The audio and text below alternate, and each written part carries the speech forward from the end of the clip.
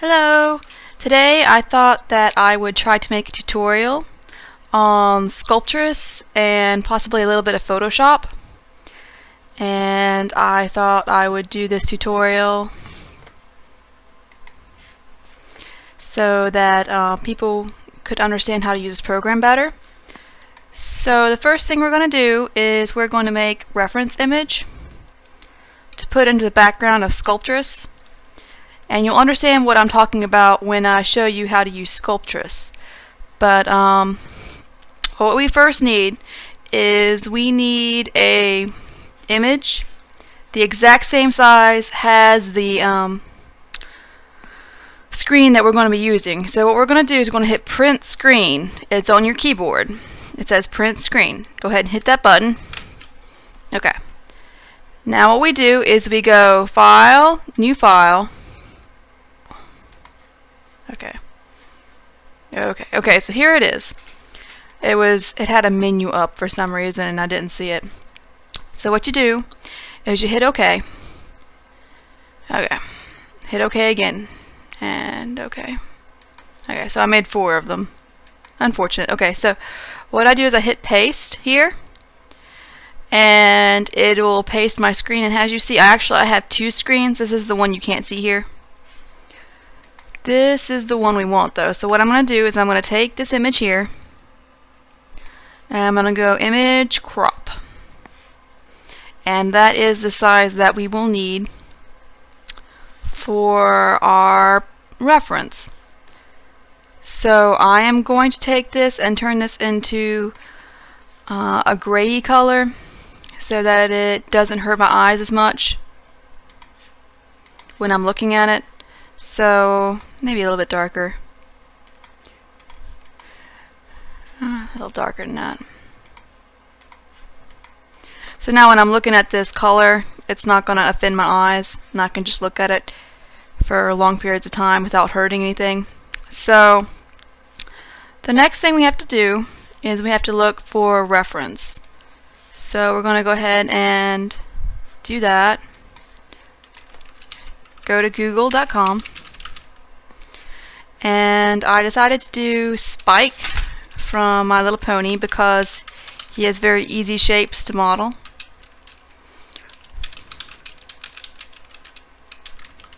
There we go. We see a bunch of Spike pictures now. So what we're looking for here is we want one side picture. We'll go ahead and add this one. I hit copy on it. Go back to Photoshop and hit edit paste. Okay. Move that to the side. Now I go back to our search and we find one from the front. I don't like that one. Okay, this one's better. Okay, so take this picture, edit paste, and we're going to get one from the 3/4 view. So this one is also nice. Hit copy, go to Photoshop and hit edit paste. Okay. Now I'm going to do a little bit of photo editing with these pictures, not too much.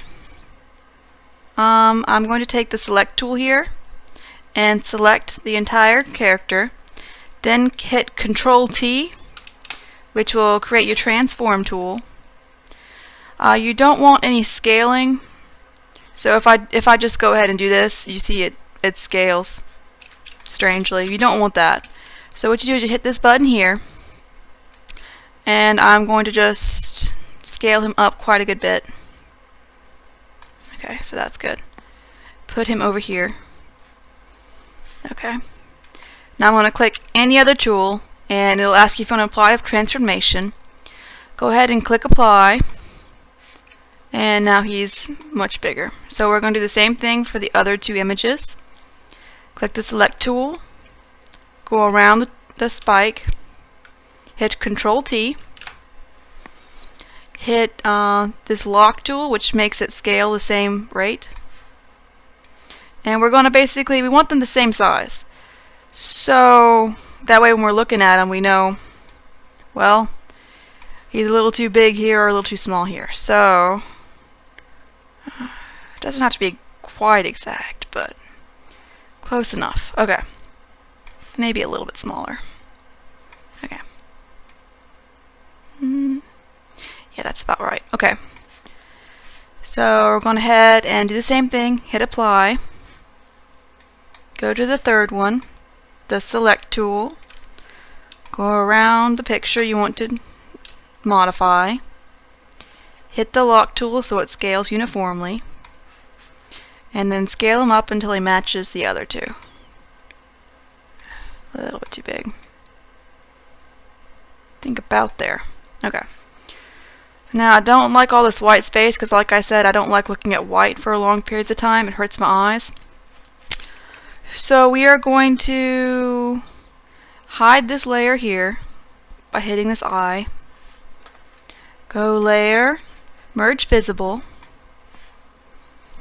and then we are going to go into the select tool.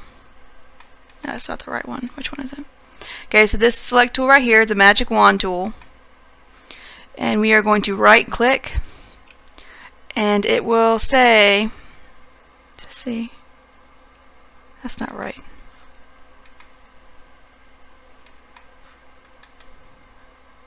Okay, so you have to make sure everything's deselected first, and then you hit right click and you hit color range, and it will pop up this little menu here where you choose a color, and you see it selects everything that's white. Go ahead and hit OK. And we don't really want to, so I'm going to hit the eraser tool, and then I'm going to re-show the black background so I can see better what I'm erasing. And I'm just going to go around them real quick. Maybe a little bit bigger brush.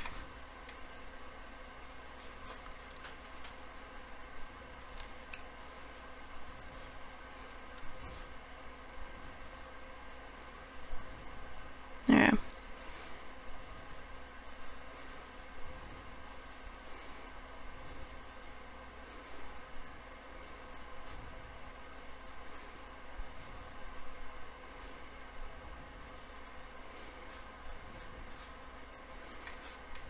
So his eyes are meant to be white.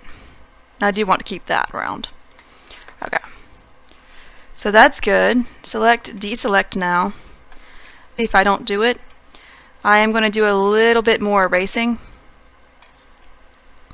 Most of the big work is done, but I'm going to erase these little, you see them. You see them here. They're a little, basically what they are is when you scale up an image that is not vector, you get some artifacts, I guess you would call them, where the colors will change and stuff, and it's especially bad with bitmap images like JPEGs, and JPEGs especially, it's really bad, and GIFs are really bad. PNGs is not as bad, but it still can cause you some artifacts in PNGs too. So go ahead and erase these. I may speed this up in the video edit so you don't have to watch me do all this.